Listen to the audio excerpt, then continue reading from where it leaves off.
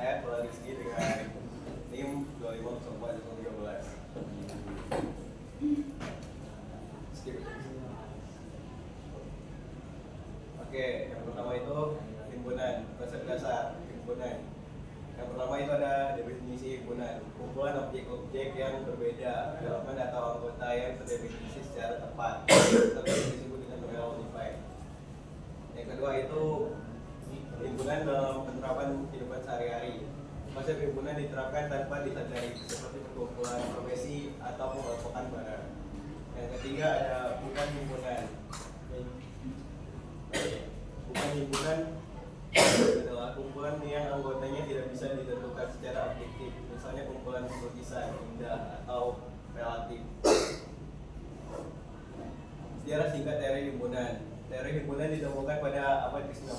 Teori ini merupakan bahasan dasar dalam matematika modern dan dianggap sebagai fondasi hampir semua aspek matematika. Georg Cantor 1845 sampai 1914, seorang matematika Jerman, adalah penemu teori himpunan. Teorinya tentang himpunan dan konsep angka tak terbatas mengguncang dunia matematika pada masanya. Cantor ini menerbitkan karya paling berpengaruhnya tentang konsep himpunan.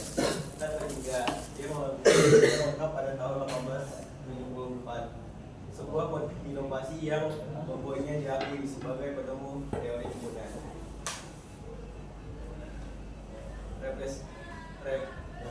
Representasi dan kardinalitas himpunan. Yang pertama itu ada enumerasi, menuliskan semua elemen himpunan di antara huruf-huruf awal. Misalnya A sama dengan huruf-huruf awal Lampung Timur, W kanan, huruf awal. Yang kedua, simbol baku, menggunakan simbol tebal dan kapital untuk himpunan bilangan umum seperti match, huruf awal R, real atau match 7, dalam kurung bulan. Yang ketiga, dari membentuk menyatakan syarat keanggotaan, misalnya A sama dengan huruf awal X, X simpan 6 ya. Lalu ada yang pen, jajan yang grafis segi 4 anggaran untuk himpunan. Kardinalitas himpunan A adalah 5 elemen berbeda. Himpunan bertiga memiliki kardinalitas bilangan bukan tak negatif, sedangkan himpunan tak hingga memiliki kardinalitas positif.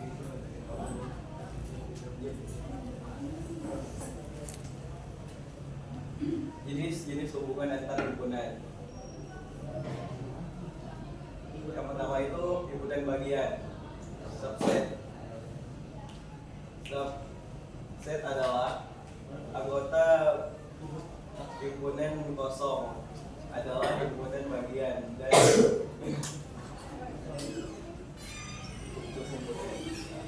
samaan himpunan.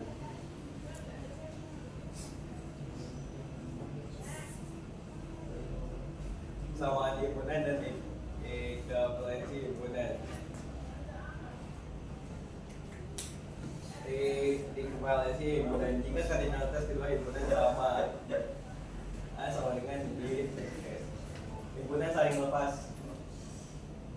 Dua himpunan dikatakan saling lepas jika itu saja adalah himpunan kosong. Operasi pada himpunan. Yang pertama itu ada irisan, anggotanya sama pada kedua himpunan.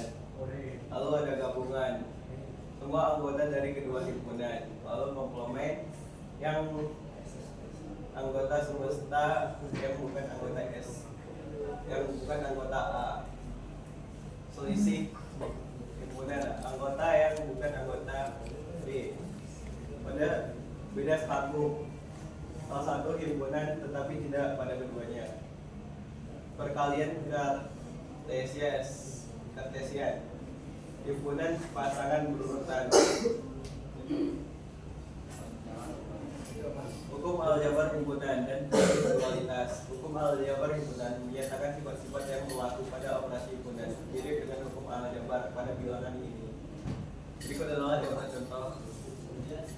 Contohnya, yang pertama ada identitas, komplement, kombinatif, distributif, diumumkan. Ini adalah contoh dari hukum aljabar himpunan dan prinsip kualitas.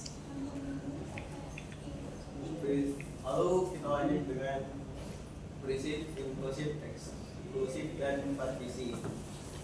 Prinsip inklusif eksklusif digunakan untuk menghitung jumlah anggota pada gabungan himpunan berhingga partisi himpunan.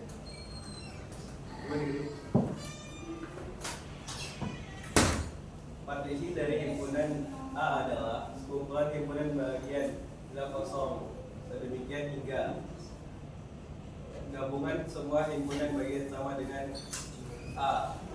Himpunan bagian saling lepas untuk anggota berbeda. Pembuktian proposisi himpunan. Proposisi himpunan adalah pernyataan yang menggunakan notasi himpunan, kurung kesamaan atau implikasi. Terdapat 4 metode utama pembuktian. Yang pertama itu ada diagram pen, visualisasi cepat, membandingkan jenis dan keadaan ruang, formal untuk pembuktian kompleks. Yang kedua ada tabel keanggotaan menggunakan nilai 1 anggota dan 0 bukan anggota untuk menunjukkan kesamaan kalau. Lalu ada aljabar himpunan menggunakan hukum aljabar himpunan dan